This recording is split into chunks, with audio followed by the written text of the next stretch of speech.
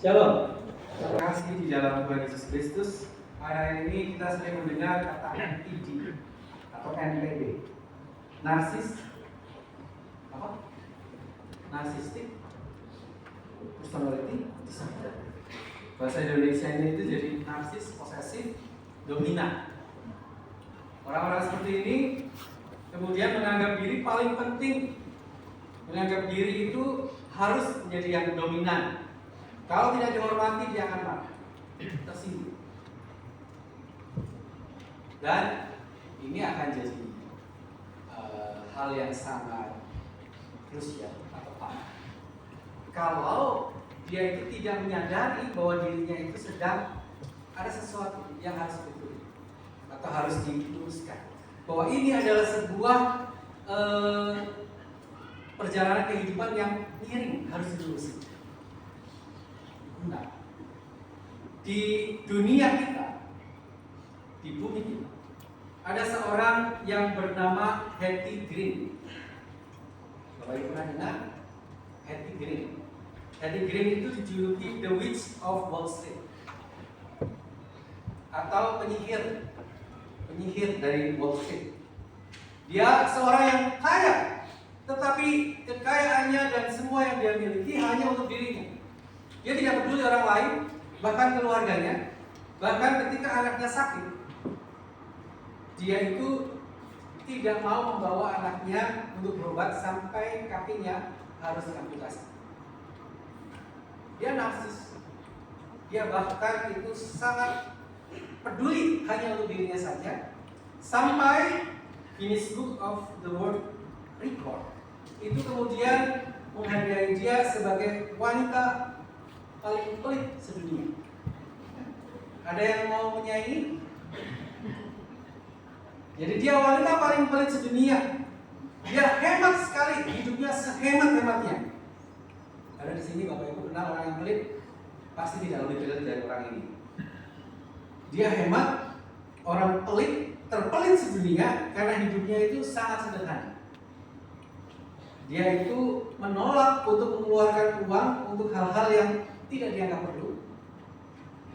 Saya itu seperti pakaian baru. Dia tidak mau membeli pakaian baru. Terus air panas. Dia hidup di Amerika tetapi dia tidak menggunakan air panas. Karena apa? Air panas berarti listrik berarti bayar. Duit lagi, nggak mau. Atau pengobatan yang tadi saya sampaikan, bahkan anaknya harus diamputasi kakinya karena dia tidak mau membawanya ke rumah sakit. Pakaian, ini jijik banget. Tadi pakaiannya dia punya gaun hitam, itu dipakai sampai benar-benar rusak. Dan yang menjijikkan adalah dia tidak ganti pakaian dalam sejak umur 16 tahun sampai umur 80-an. Ya, pakai dicuci, pakai lagi, cuci lagi sampai jelek. Saya nggak mau kasih ada fotonya kalau Bapak Ibu mau lihat di Google gitu kan. Itu karena itu jadi bukti bahwa dia itu orang yang sangat pelit. Hartanya kira-kira 3,2 M pada kurs saat ini, tetapi dia hidup di tahun 1900-an. 1800 akhir sampai 1900 sana. Dan akhirnya dia pun meninggal di dalam kepelitannya dan untungnya anak-anaknya tidak. Anak-anaknya justru menggunakan harta warisan itu untuk membuat sekolah gratis, untuk membuat sesuatu yang memberkati orang lain. Jadi Bapak Ibu, saudara-saudara sekarang ini yang mulai pelit, ingat, suatu ketika harta kita akan dihabiskan oleh anak kita. Jadi jangan pelit. Nah, slide selanjutnya. Ini tentang cerita hari ini adalah tentang seorang yang sangat-sangat egois. Orang yang kaya raya. Bahkan dia sebagai seorang petani, dia berpikir lumbung saya udah terlalu kecil, saya harus memasukkan semua hasil lumbung, hasil panen saya ke dalam lumbung dan saya harus bikin lumbung yang lebih besar. Sinilah kemudian kita bisa melihat bahwa dia itu tidak peduli kepada orang lain. Dia menganggap, dengan bacaan firman Tuhan yang kita baca hari ini, dia menganggap bahwa hidupnya akan terus baik-baik saja sepanjang dia punya uang. Di sini ada yang seperti itu, bertobatlah. Selama aku punya harta di dalam lumbung, di deposito, di SDG, dimanapun, maka saya tidak akan kenapa-napa. Saya tidak akan punya masalah. Ini yang terjadi pada orang dalam perumpamaan yang Tuhan Yesus sampaikan. Slide selanjutnya, ini juga yang ternyata dihidupi oleh manusia-manusia zaman sekarang. Berebut atau mencari kuasa. Beberapa hari yang lalu, beberapa minggu ini ya, ada seorang wanita yang memeras biksu. Bapak Ibu tahu? Tahu. Namanya siapa ya?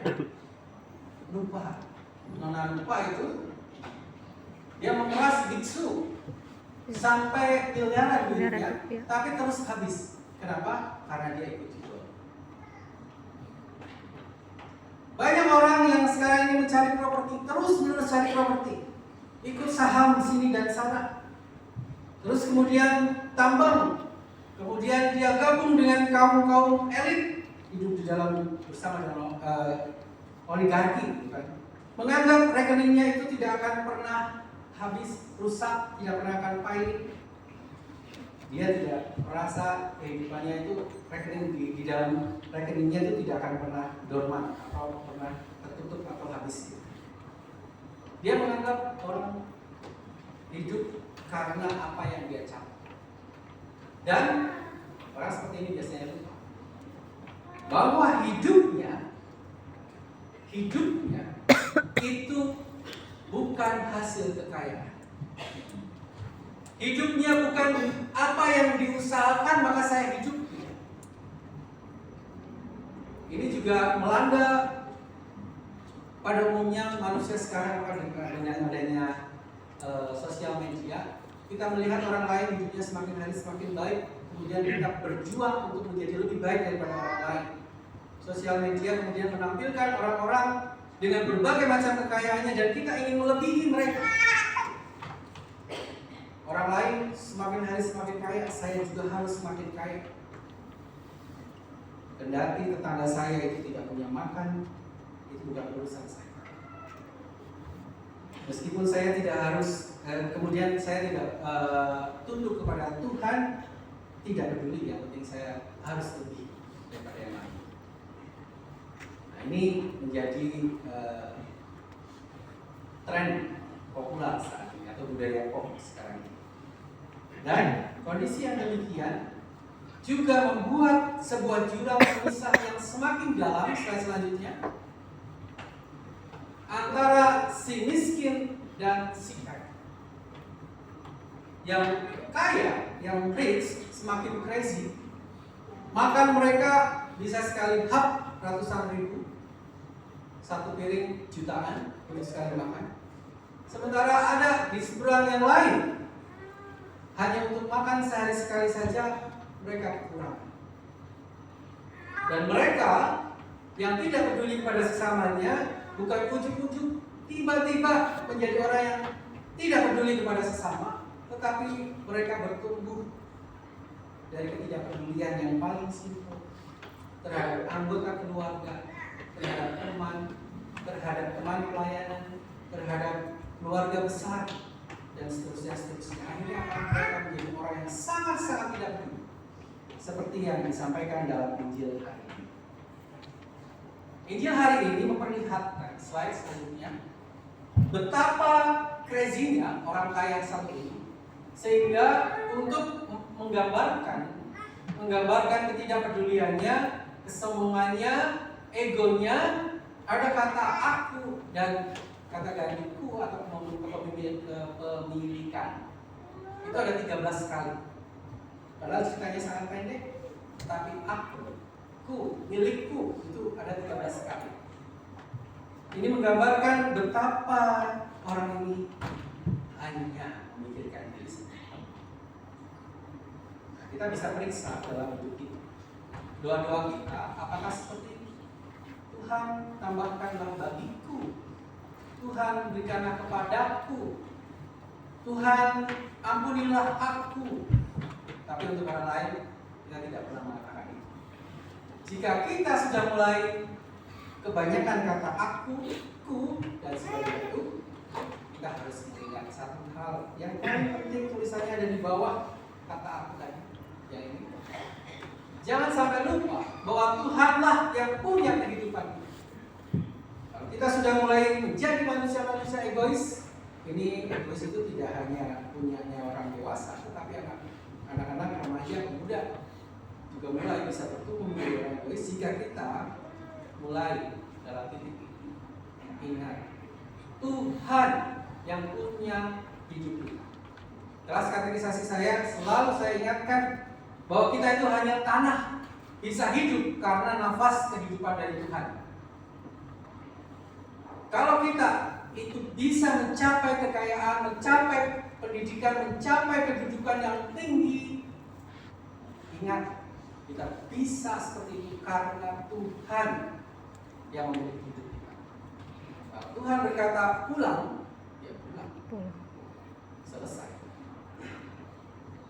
Oleh karena itu, saat kita sudah mulai naik, ingat untuk terus rendah hati.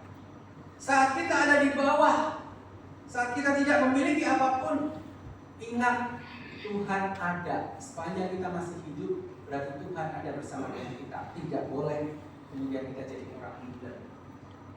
Balik lagi ke orang yang sombong, orang yang egois. Dia tidak peduli pada orang lain. Dan dia yang paling penting dalam kehidupannya adalah perutnya sendiri. Meskipun saya gendut, saya tidak menyampaikan saya sendiri. Semoga kita yang lain yang 11-12 sama saya bisa. Jadi ketika kita mementingkan diri kita sendiri, selanjutnya ingat, kita pasti akan lelah. Kalau kita hanya mencari harta, kedudukan, jaringan dan sebagainya, tidak akan pernah cukup. Kita sudah menjadi orang kaya, kemudian kita melihat Pak Bahlil tiba-tiba turun dari jet pribadi. Nah, saya ternyata belum kaya. Kita sudah merasa punya rekening yang cukup, tapi kemudian, lah, kalau rekening tidak ada aktivitas 3 bulan, dibukukan sama pemerintah. Ingat, kita akan kelelahan melindungi diri, melindungi properti, melindungi kepemilikan kita. Kalau itu yang kita kejar.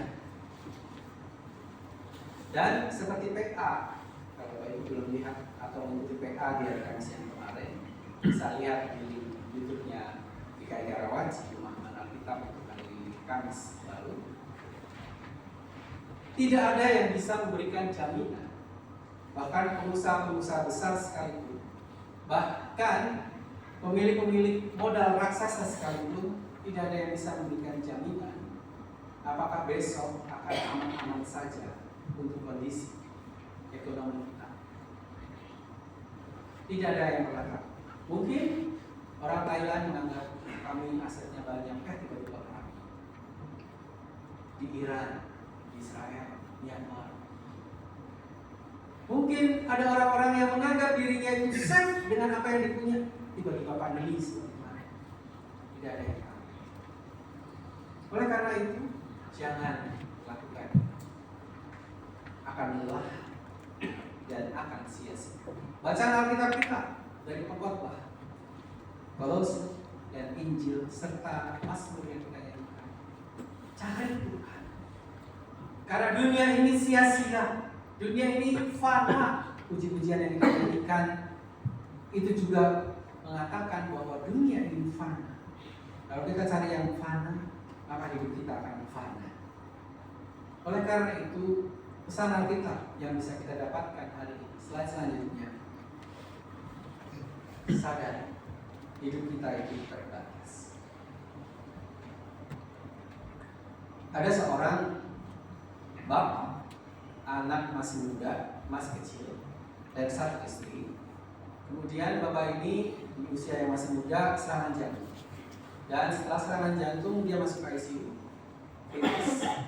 Dan di hari ketiga tiba-tiba dia bangun. Di saat dia bangun dia cerita kepada sahabatnya, karena saat itu tidak ada istrinya sedang menunggu anaknya yang masih kecil di rumah. Dia cerita kepada sahabatnya karena dia dalam kondisi yang fresh sekali, berbeda dengan 2 hari sebelumnya. Sebenarnya di dalam aku kritis, dan ketika aku bangun sekarang, aku berjumpa dengan Tuhan Yesus. Aku berjumpa dengan Tuhan Yesus dan aku membuat sebuah perjanjian dengan Tuhan Yesus. Lalu dalam perjanjian itu ada 2 pilihan yang ditawarkan oleh Tuhan Yesus. Pertama, kamu bisa hidup, tetapi kamu akan tetap sakit dan kamu akan menjadi beban untuk istrimu dan anakmu dan keluarga. Kamu boleh pilih ini. Yang kedua, kamu akan mati. Ini, tetapi kamu akan ikut aku dan kamu akan sehat serta istri dan anakmu. Aku jamin kehidupan. Lalu cerita itu hanya dianggap angin lalu oleh sahabatnya. Wah, mungkin dia masih mau fly gara-gara obat. Jam 10 malam dia masih menjaga cerita itu. Kemudian di jam 2 pagi temannya itu, sahabatnya dipanggil Tuhan. Tepat 1 hari setelah dia bangun, dia kembali lagi kepada Tuhan. Karena apa? Orang yang sakit ini, yang kemudian bangun pada hari ketiganya, dia memilih untuk ikut bersama dengan Tuhan, kendati dia harus berpisah dengan keluarga. Karena dia tahu Tuhan akan jaga keluarganya. Jadi hidup ini terbatas. Suatu ketika nanti kita akan berpisah dengan keluarga. Oleh karena itu, tinggalkanlah hal yang baik. Mungkin yang tadi Eddie Green, ketika dalam kehidupannya dia bisa memberikan pendidikan yang baik, anak-anaknya akan jauh lebih baik. Karena anak-anaknya Eddie Green sudah menjadi orang baik, berarti orang tuanya tidak baik, tidak mencontohkan hal yang baik. Oleh karena itu, marilah kita cari hal-hal yang di atas, yang surga. Apa maunya Tuhan? Apa yang Tuhan kehendaki dalam kehidupan saya? Mencari hal-hal dunia tidak akan pernah habis. Mengumpulkannya tidak akan pernah cukup waktu. Lepaskanlah diri kita dari dosa-dosa, kemarahan, kedengkian, iri hati, dan hal-hal yang disebutkan oleh Kolose. Kenakan manusia baru kita. Jadikan diri kita sebagai manusia-manusia yang baru. Seperti saat ini kita bersama merayakan Perjamuan Kudus. Kita akan mengenakan manusia baru karena kita tahu manusia lama kita sudah ditebus, sudah dibayar kuasa dosa kita, kuasa dosa yang menguasai kita sudah dikalahkan oleh Tuhan. Tuhan sudah menebus kita dari kuasa dosa dengan darah dan tubuhnya. Dan mari kita yakinkan pada diri kita sendiri, kekayaan sejati hidup kita hanya ada di hadapan Allah. Itu